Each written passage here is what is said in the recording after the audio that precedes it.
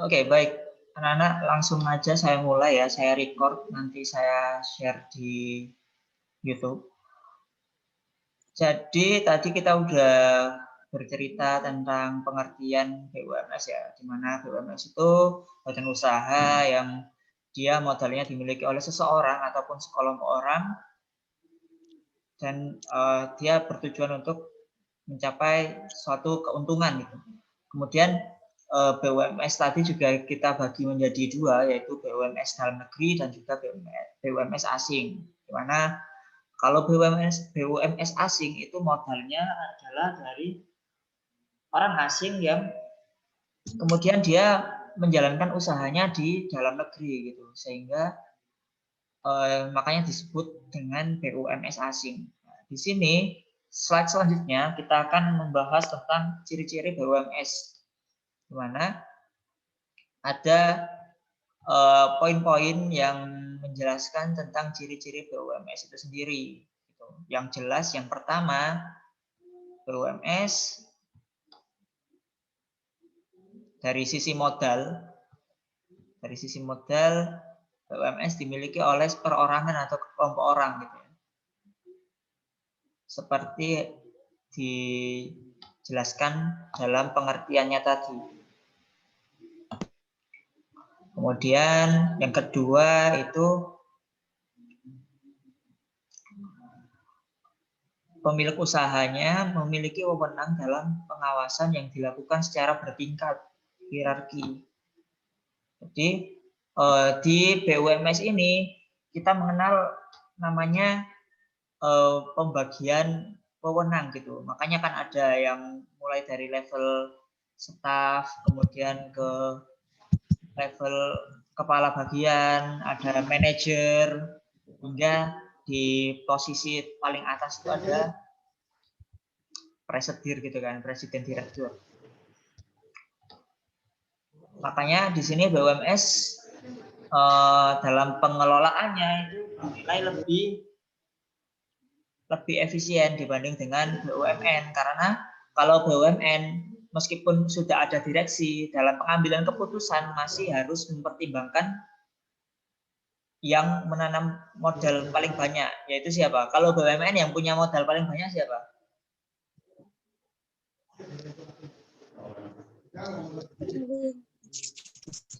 Siapa, Umi?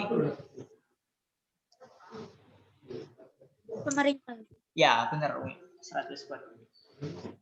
Umi, saya kasih nilai plus ya. Sudah bisa menjawab. Tadi juga siapa ya? Tadi yang awal menjawab.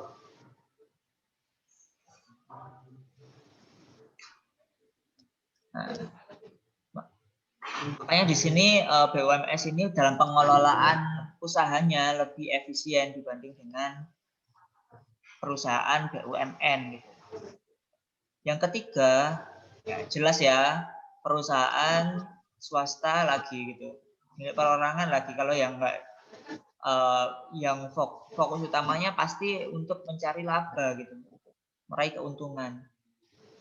Karena ini akan membuat seseorang atau perusahaan tadi semakin makmur gitu, semakin kaya. Nah, yang keempat yaitu pembagian modal atas kepemilikan saham. Loh Ustadz, kan yang dijual di pasar modal itu cuma perusahaan yang gede-gede aja gitu. Kalau perusahaan rumahan kayak punya Abi sama Umi saya kan nggak dijual kepemilikan sahamnya di pasar modal gitu. Ya. Tapi dalam hal kepemilikan modal ini kan pasti dibagi ya keuntungannya. Misal Abi sama Uminya kerjasama sama keluarga yang lain gitu. Misal keuntungannya nanti 50-30 gitu kan, itu kan ada perjanjiannya. Nah, makanya di sini pembagian modalnya atas kepemilikan saham. Saham di sini nggak cuma diartikan saham yang dia dijual di pasar modal aja, tetapi saham yang dimaksud adalah penyertaan modal gitu. Paham di sini sampai sini teman-teman? Ini kok noise ya? Siapa ini yang tolong dimatikan? Oh, Ava. Oke, saya matikan ya, Ava. Sampai poin keempat ada yang ditanyakan?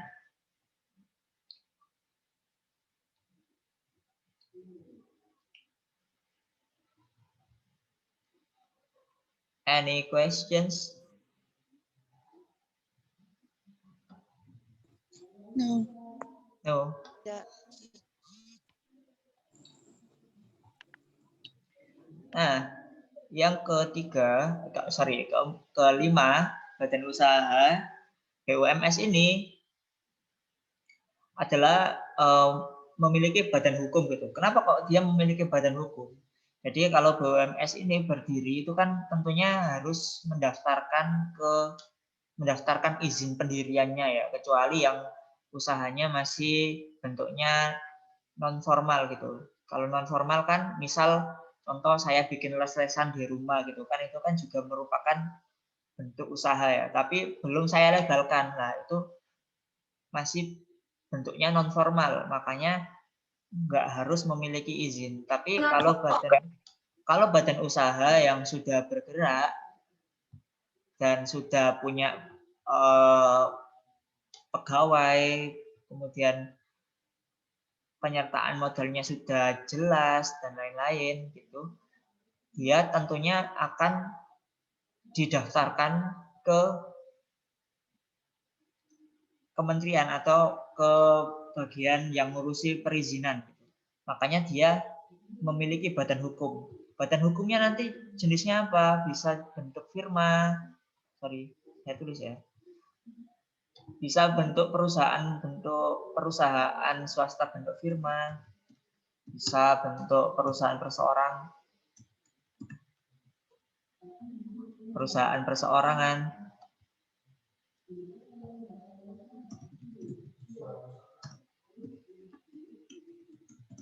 bisa bentuk perusahaan persekutuan komander,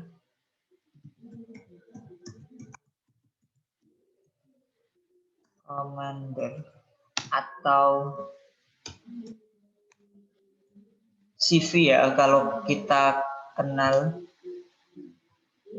di samping-samping jalan itu kan biasanya ada CV maju mundur gitu, CV maju jaya dan lain-lain gitu. Terus ada yang namanya perseroan terbatas. PT. Nah, ini nanti kita akan bahas lebih lanjut di slide-slide selanjutnya, di mana saya akan menjelaskan satu persatu jenis-jenis dari BUMS di Indonesia. Baik.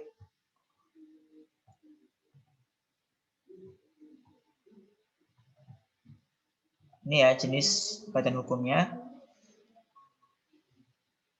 Ya. Selanjutnya,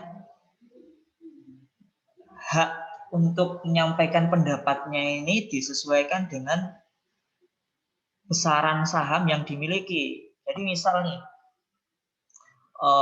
kita satu kelas 10 IPS, kita bikin satu perusahaan gitu, bareng-bareng patungan. Kemudian misal saya contohkan Aldo jadi pimpinan perusahaannya, jadi presiden direkturnya. Nah, Aldo ini kan cuma memimpin, tapi kan yang punya saham di perusahaan milik IPS 10 IPS ini kan kita semua gitu. Nah, jadi nanti yang punya hak berpendapat lebih banyak itu teman kita yang punya saham lebih banyak, paling banyak, lebih banyak dibanding yang lain. Misal contohnya siapa ya? Saya contohkan Rehan. Rehan ini dibanding teman-teman yang lain dia ngasih modalnya paling banyak gitu. Makanya Rehan ini kalau rapat dengar pendapat gitu, yang diprioritaskan ya pendapatnya Rehan, soalnya Rehan punya andil yang besar dalam modal yang dimiliki oleh perusahaan itu tadi gitu. Jadi semakin banyak orang punya saham di perusahaan tersebut, maka dia pendapatnya akan semakin dipertimbangkan. Paham di sini?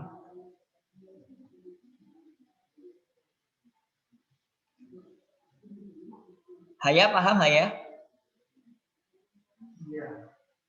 Oh Haya Zaki ya, pahamnya? Paham? Insyaallah Ustaz. Ya. Saya tuh panggilnya kamu Haya atau Zaki ya? Atau siapa sih sebenarnya? Haha. Terserah Ustaz. Oke, ya siap. Nah, selanjutnya yaitu saham-saham ini ketika badan usaha milik swasta tadi sudah go public, sudah listing bahasanya, sudah diperjualbelikan di bursa efek, maka saham-saham ini bisa dijual belikan. Kita bisa membeli saham perusahaan. Misal contohnya perusahaan-perusahaan kita yang sudah listing di bursa efek kan, misal PT Astra, kemudian PT Astra itu yang produsen apa teman-teman? Ini yang cowok-cowok ini apa? Mobil ya. Ya mobil, motor gitu kan, Astra kan banyak. Itu kan sudah dijual belikan di bursa efek, maka kalian kalau punya uang, kalian bisa beli saham yang milik mereka, saham PT Astra gitu. Sehingga nanti kalian juga berhak berpendapat gitu dalam pengambilan keputusan PT Astra gitu. Tapi tergantung berapa proporsinya. Kalau cuma punya sedikit gitu aja ya enggak, pendapat kita enggak kuat gitu. Kalau misal punya duit banyak, misal jadi miliarder gitu, terus akhirnya memborong sahamnya PT Astra gitu, kita akan powerful gitu. Begitupun di perusahaan-perusahaan lain ya. Jadi kalau kita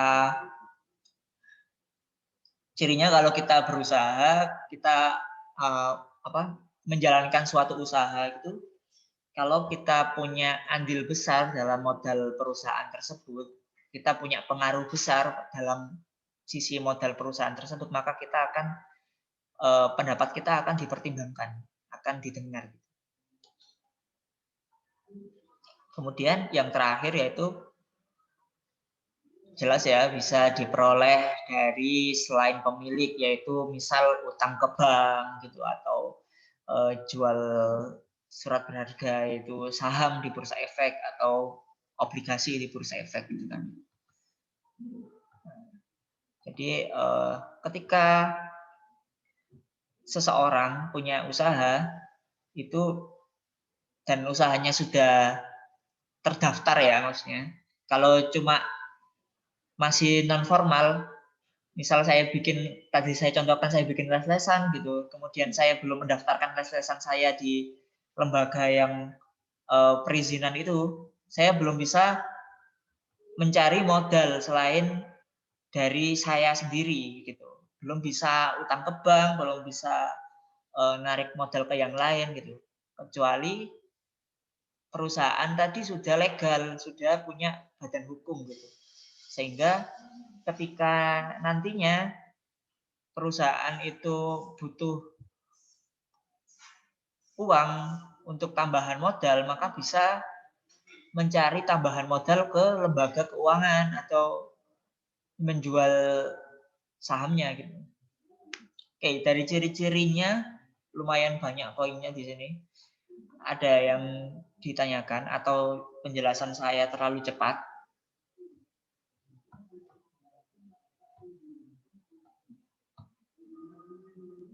Enggak, Ustaz. Insya Allah ya. Nanti PPT-nya akan saya share di Google Classroom. Kalian pelajari, kalian baca-baca ya. Insya Allah udah komprehensif saya bikin PPT-nya sesuai dengan konten yang ada di buku kalian.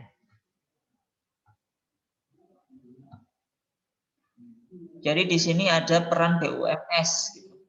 Kemarin ada peran BUMN dan BUMD. BUMS juga berperan dong dalam berbagai hal itu. Yang jelas BUMS ini juga merupakan penggerak perekonomian negara. Kenapa kok penggerak ekonomi negara? Ya, jadi kan sebagian besar kita itu kebutuhannya juga kan dipasok oleh sektor swasta ya, ataupun kita sehari-hari juga berhubungan dengan sektor swasta gitu. Makanya dia swasta atau perusahaan swasta ini juga merupakan penggerak dalam perekonomian negara. Mereka kalau dapat laba berarti pajaknya juga gede gitu kan ya. Kalau mereka dapat laba, maka mereka juga membayar pajak. Nah, mereka bayar pajak, uangnya juga untuk negara gitu kan, untuk pembangunan dan lain-lain. Kemudian menyediakan barang dan jasa, jelas ya, kegiatan perusahaan apalagi coba kalau nggak menghasilkan barang atau jasa, pasti kan sebagai usaha, perusahaan, rumah tangga produsen itu kegiatan utamanya yaitu berproduksi dan mendistribusikan.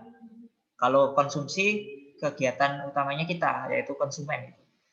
Makanya perusahaan di sini berperan penting dalam menyediakan barang dan jasa. Dan yang ketiga yaitu meningkatkan pendapatan masyarakat dan mengurangi pengangguran. Jadi makin banyak perusahaan swasta yang berkembang di suatu negara, itu maka akan makin banyak menyerap tenaga kerja. Gitu. Makin banyak orang-orang yang nganggur yang bisa bekerja di sektor swasta tersebut. Makanya kita menurut penelitian dari salah satu lembaga internasional gitu kan. Jadi Indonesia ini kalau mau jadi negara maju,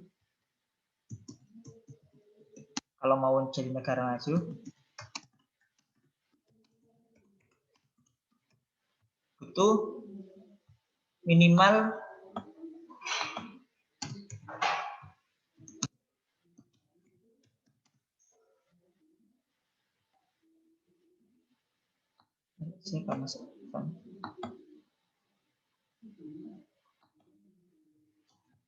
kita butuh minimal 8% dari populasi, 8% dari masyarakat Indonesia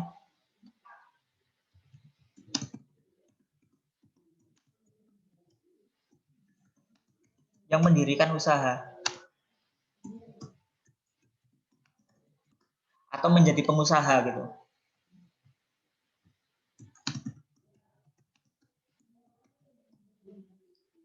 Makanya sekarang kan banyak program-program dari pemerintah itu yang juga fokusnya untuk meningkatkan jumlah pengusaha di negara kita. Kayak ada program 1001 startup digital, kemudian ada program-program yang lain. Gitu. Indonesia ini kalau mau maju, ya kita butuh minimal 8% dari masyarakat Indonesia yang mendirikan usaha atau menjadi pengusaha. Gitu. Makanya kalian di sini meskipun punya cita-cita misal jadi dokter, nggak ada tinggi ya, anak IPS nggak ada yang di dokter. Jadi jadi hakim, kemudian mungkin jadi guru gitu. Kalian juga harus punya jiwa usaha untuk mengembangkan usaha kalian. Punya skill entrepreneur gitu. Di sini kan setahu saya Ivan ya, Ivan biasanya bantuin orang tuanya berjualan gitu. Kemudian siapa ya? Ya mungkin banyak ya. Kayak gitu teman-teman. Makanya di sini kan peran BUMS ini meningkatkan pendapatan masyarakat dan mengurangi pengangguran. Jadi kalau BUMS-nya atau orang-orang makin banyak mendirikan usaha, ini akan membantu. Gimana Van? Nggak kedengeran Van? Apa Ustaz? Kamu tadi ngomong apa? Makin sedikit pengangguran. Ya benar. Gitu. Ya, makanya kalian yang punya cita-cita jadi pengusaha, lanjutkan itu guys. Ya, saya Ustadz cita-cita jadi pengusaha. Oke. Kita lanjut ya. Yang terakhir yaitu peran BUMS yaitu menjadi salah satu sumber pendapatan negara.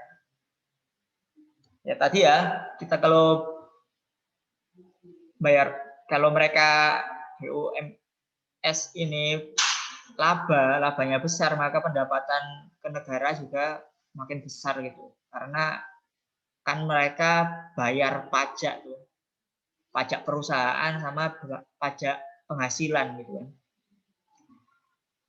Jadi kalau labanya makin banyak, maka pemerintah makin banyak dapat duit dari pengusaha gitu. Dari melalui pajak mereka. Makanya sekarang banyak sekali kebijakan-kebijakan dari pemerintah kita itu untuk memberikan kesempatan untuk orang-orang yang dalam artian punya usaha kecil dan pengen berkembang gitu, ada wadahnya gitu. Misal kalau di daerah ya, misal UMKM itu ada yang namanya di bagian dari Kementerian Koperasi dan UMKM itu mereka memberikan pelatihan bagaimana caranya bisa ekspor keluar gitu. Apa yang harus ditingkatkan untuk bisa ekspor ke luar negeri gitu. Nah, itu ada pelatihan-pelatihannya yang dilakukan oleh pemerintah secara cuma-cuma untuk pengusaha-pengusaha UMKM di daerah-daerah agar produknya bisa dipasarkan ke luar gitu, sehingga pendapatan mereka meningkat, laba mereka meningkat, dan juga nanti imbasnya dari perusahaan-perusahaan itu tadi, ketika labanya meningkat, pasti kan akan membayar pajak yang meningkat juga, dan itu akan menjadi sumber pendapatan negara. Begitu teman-teman.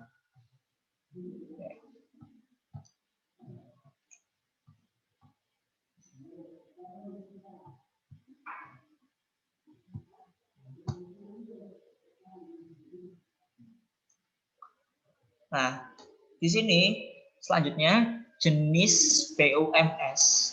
Tadi saya sudah sempat singgung, ada firma, ada CV, dan lain-lain.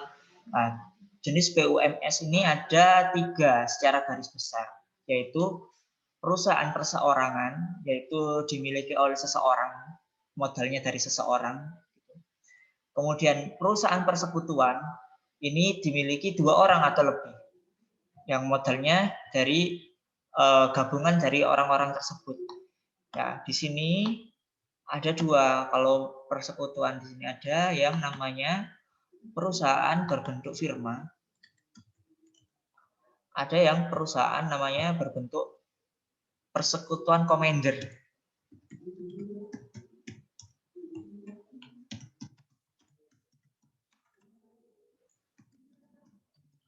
Atau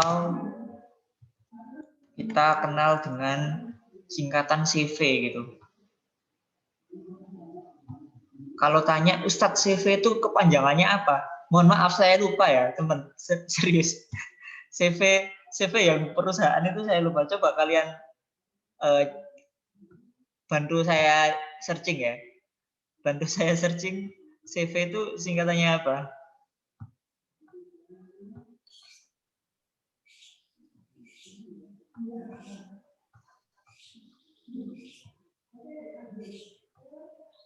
Ada yang searching, anak-anak? CV itu singkatannya apa?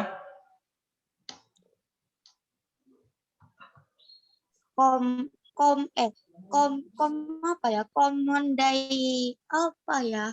Ya, itu bukan bahasa tahu. Inggris. Itu bukan bahasa Inggris, teman-teman. Itu bahasa Prancis setahu saya. Makanya saya nggak familiar dengan Koman Bacanya saat ya. Tair Commanditaire Venotchap. Ya itu. Venotchap. Ya itulah. Soalnya itu bukan bahasa Inggris, makanya saya agak kesulitan untuk menghafalnya. Makanya saya langsung artikan persekutuan komander gitu. Sama ada perseroan terbatas. Ini biasa kita kenal dengan PT Maju Makmur, Maju Mundur dan lain-lain itu. Tadi komander saya ya jelas. Ya. Oke, nah sekarang saya lanjut ya. Perusahaan perseorangan ini dimiliki oleh satu orang dengan ciri-cirinya yaitu dia modalnya relatif kecil, kemudian skala produksinya kecil, jenis dan jumlah produksinya terbatas, jumlah tenaga kerjanya sedikit, pokoknya serba sederhana lah ya. Misal contohnya apa? Contohnya perusahaan perseorangan ini. Jadi contoh perusahaan perseorangan ini bisa jadi dia masih berbentuk. Dia bisa jadi masih dalam bentuk perusahaan yang non formal ya.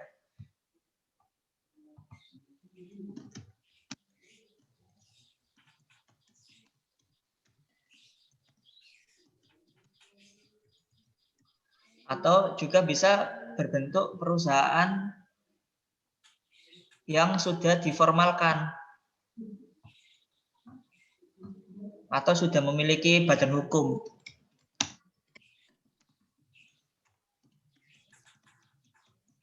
Misal kalau yang non formal ini tolong dikasih contoh Ivan. Atau pokoknya kalau non formal itu ya serba sederhana dan belum punya badan hukum gitu ya, belum didaftarkan. Bisa kasih contoh? Ini banyak banget di lingkungan sekitar kita. Iya. Toko LPG. Ya, toko LPG, tokomu gitu kan. Kamu jualan apa sih, Van? Iya. Siap. Kamu jualan apa, Van? Saya pakan burung. Oh, pakan burung ya. Ya, Ustaz, semua. Alat mancing juga. Semua yang mencakup hewan. Oh, gitu. Enggak jualan hewannya juga, Van? Oh iya, jualan burung saya. Oh, jualan burung doang. Saya nggak hobi burung ya. Waduh. Hobi mancing. Ya, suka aja sih saya, tapi ya biasa boy. Nah, ini yang dicontohkan Ivan tadi benar ya. Jadi misal toko-toko yang ada di sebelah rumah kita gitu. Ini merupakan perusahaan perseorangan yang dia masih bentuknya non formal gitu. Bisa jadi dia sudah bentuk formal gitu. Contohnya misal toko roti yang sudah didaftarkan yang sudah memiliki izin dari Dinas Perindustrian dan lain-lain gitu. Itu kan punyanya seseorang, tapi dia sudah didaftarkan di badan hukum gitu. Itu ya contohnya ya. Jadi kalau kita ngomong perusahaan perseorangan ini kuncinya dia milik seseorang dan usahanya masih sangat sederhana gitu. Teknologinya terbatas, jumlah tenaga kerjanya terbatas dan lain-lain. Nah, nanti kalian bisa baca sendiri, di sini ada kelebihan dan kekurangannya. Selanjutnya saya akan lanjut ke firma. Jadi tadi yang bentuknya persekutuan itu ada dua, yaitu firma sama CV. Bedanya firma sama CV apa? Nah, kalau firma ini kan sama ya, sama-sama persekutuan 2 orang atau lebih. Atau perusahaan ini hasil modalnya Kerjasama. dari kerjasama, benar. Persekutuan itu kan kerjasama ya. 2 orang atau lebih dengan nama dan modal bersama untuk menjalankan usaha dan tujuan bersama gitu. Misal contoh firma ini saya sama Ivan sama-sama seorang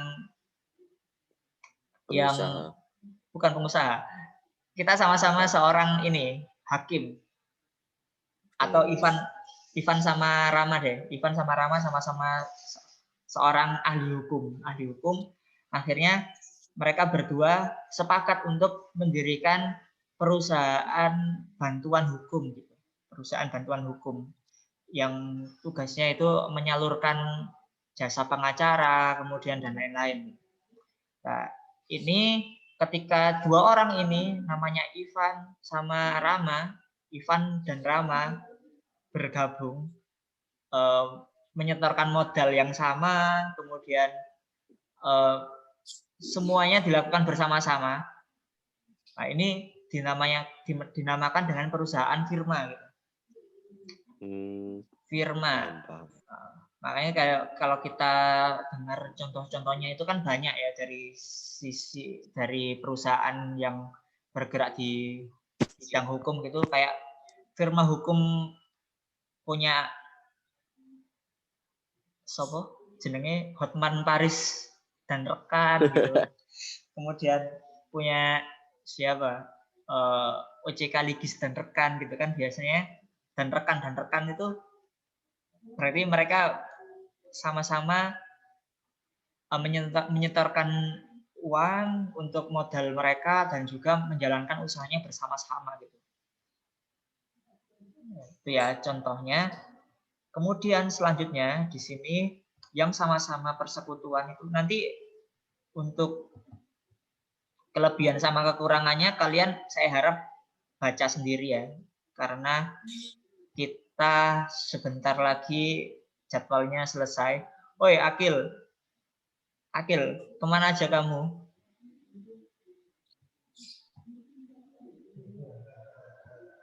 Akil?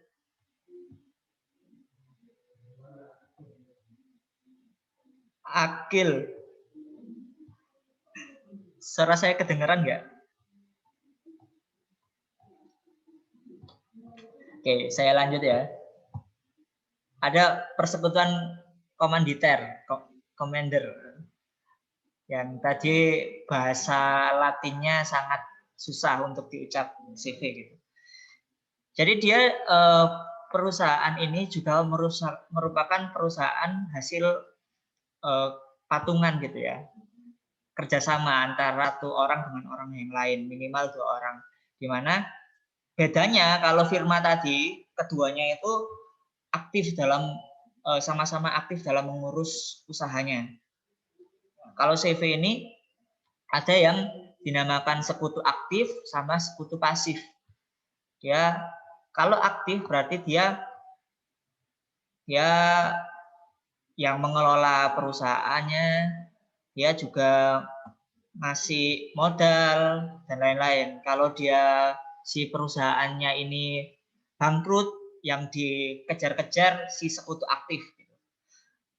Nah, kalau sekutu pasif ini orang yang dia cuma menyetor uang untuk modalnya dan juga mengharap dari keuntungannya aja gitu. Jadi ada misal contohnya di kelas ini si Najma, kemudian Umi, Mayang, sama Huriatus. Misal urunan, kemudian yang jadi sekutu aktifnya Najma gitu, yang mengurus perusahaannya. Berarti yang 3 tadi cuma menyetor uang modal ke Najma, sedangkan Najma ini menyetor uang modal dan juga menjalankan usahanya. Jadi misal nanti in case ada saatnya perusahaan punya utang banyak, yang dikejar-kejar utamanya yaitu Najma, gitu. Karena dia berperan sebagai sekutu aktif, gitu.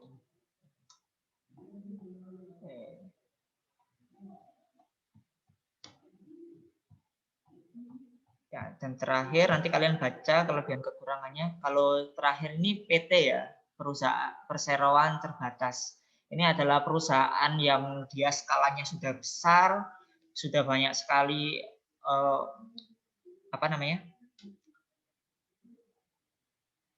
orang-orang yang terlibat di dalamnya gitu, sudah berbadan hukum dan modalnya terdiri atas saham-saham. Misal kalau contoh PT sangat banyak ya, tadi PT Astra, PT Danone dan lain-lain gitu. Di mana dia juga menjual saham-sahamnya di bursa efek gitu. Dan kalian bisa memiliki saham-saham tersebut. Baik, sampai sini ada yang ditanyakan?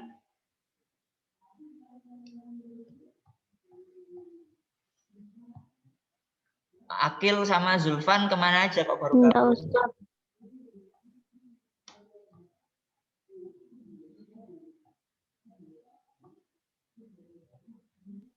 Habis keluar. Siapa yang habis keluar? Zulfan. Keluar di konpen. Oh, akun pen pendang itu ruai. Oke, saya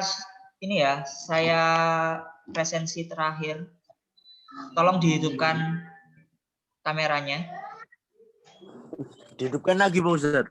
Iya. Saya belum mandi. Yang susah dihidupkan nggak apa-apa. Tapi saya harap dihidupkan semua. Nggak apa-apa. Saya harap semua dihidupkan ya. Karena itu.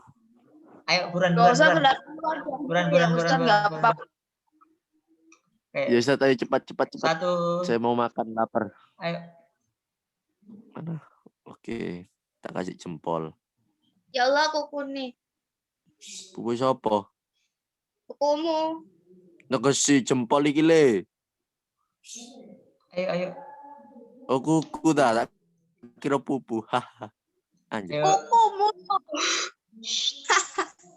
Kuku ndek ya. Ayo Akil Zulfan Ada Rizky. potong. Tadi ada si siapa namanya? Aldo kemana Aldo ya? Aldo Nandi kowe. terpental dia. Terpental, terjungkir, tertampar.